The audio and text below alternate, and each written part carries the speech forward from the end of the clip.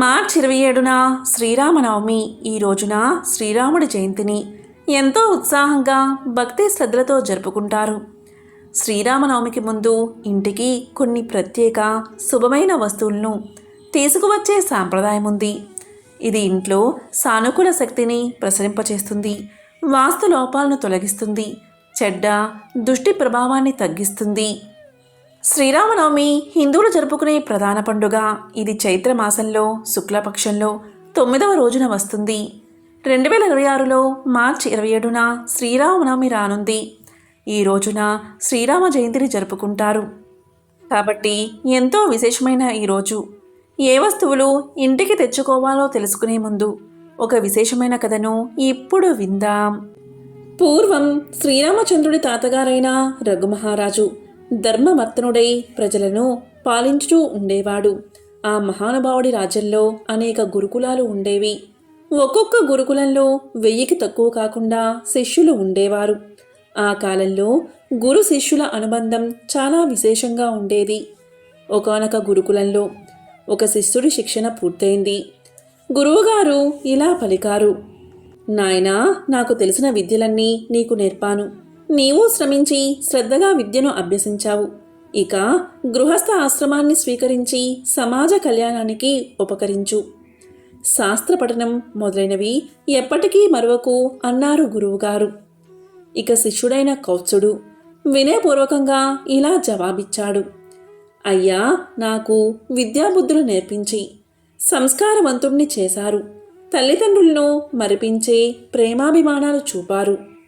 దానికి కృతజ్ఞతగా చిహ్నంగా గురుదక్షిణ ఇచ్చే అవకాశాన్ని ప్రసాదించండి అని శిష్యుడు పలకగా, నిరుపేదవు నీవేమి ఇచ్చుకుంటావు నాయనా అంటూ ఏమీ వద్దని ఎంతో నచ్చచెప్పాడు గురువు. ఇక ఎంత చెప్పినా వినని కౌత్సునితో విసిగి ఇతన్ని పరీక్షిద్దామని గురువు ఇలా అన్నాడు: నీకు 14 విద్యలు నేర్పాను. ఒక మనిషి ఏనుగుపై నిలబడి రివ్వున ఓ రాయి విసిరితే ఎంత ఎత్తు వెళుతుందో అంత ధనరాశులు నాకు ఇమ్ము అన్నాడు. దీంతో శిష్యుడికి ఏమీ అర్థం కాలేదు. ఎందుకంటే గురుదక్షిణ ఇద్దామన్నా సత్సంకల్పమే కానీ అది ఎలా నెరవేర్చాలో తెలియలేదు కౌత్సునికి. రాజు తండ్రి వంటివాడు అని తలచి రఘుమహారాజు వద్దకు వచ్చాడు కౌత్సుడు. కానీ అంతకు ముందు రోజే రఘుమహారాజు విశ్వజి అనే మహాయజ్ఞం చేశాడు. ఆ యజ్ఞదానాల్లో తనకున్న సర్వస్వం సుమారు 14 కోట్ల దీనారాలు దానం చేశాడు. ఇక కౌత్సుడు వచ్చేసరికి రఘుమహారాజు మట్టి కుండలు పెట్టుకుని సంధ్యావందనం చేస్తున్నాడు. రఘుమహారాజు యొక్క దాన గుణాన్ని చూసి ఆశ్చర్యపోయాడు కౌత్సుడు. ఇక కౌత్సుడిని చూసి వచ్చిన కారణమేమిటి అని అడిగాడు రఘుమహారాజు.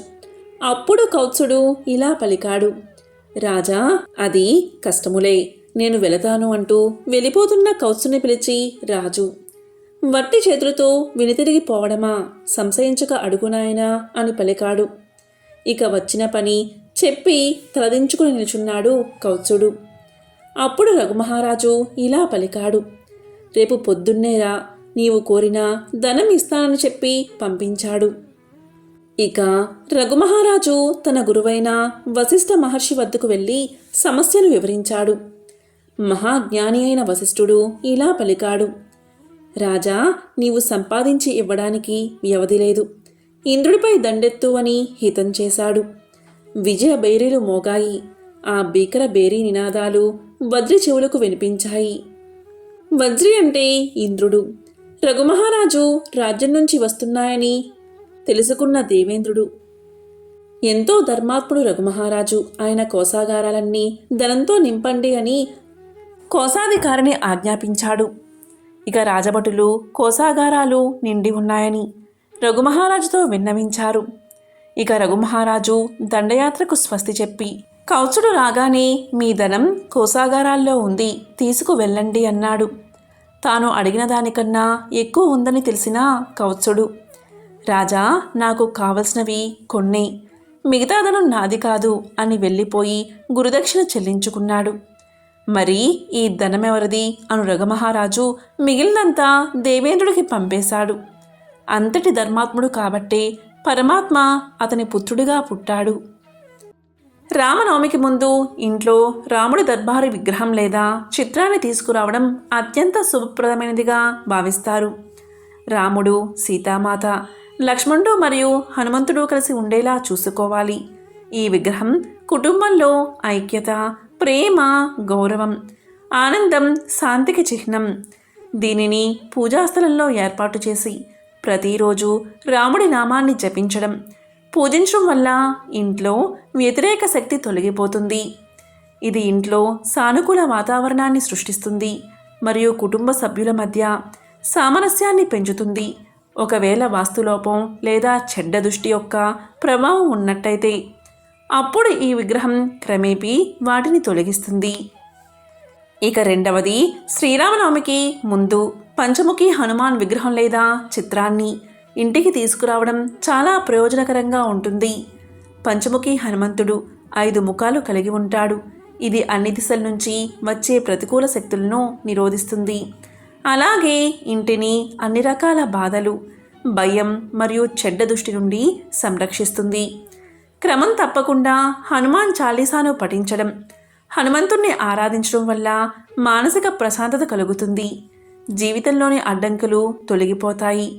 ముఖ్యంగా పితృదోషం ఉంటే తప్పకుండా పంచముఖి హనుమంతుడి విగ్రహాన్ని లేదా చిత్రపటాన్ని తప్పకుండా ఆరాధించండి. ఇక మూడవది, శ్రీరామనవమికి ముందు రామచరితమానస్, హనుమాన్ చాలీసా పుస్తకాలను ఇంట్లో ఉంచండి.